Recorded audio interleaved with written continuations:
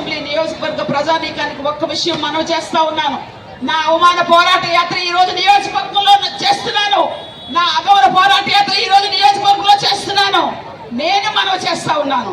ఈ రోజు కృపారాణికి జరిగే అన్యాయం, ఈ రోజు కృపారాణికి జరిగే అవమానం, ఈ రోజు కృపారాణికి జరిగే అగౌరవం రేపు జూన్ 4వ తారీఖున ఈవీఎంస్ ఓపెన్ చేసిన తర్వాత శ్రీకాకుళం జిల్లాలో ప్రజలిచ్చే తీర్పు, ప్రజలు ఇవ్వబోయే తీర్పు ఈ కిల్లి కృపారాణి ఒక రిఫరెండం గా భావిస్తుంది, ఒక రిఫరెండం గా భావిస్తుంది.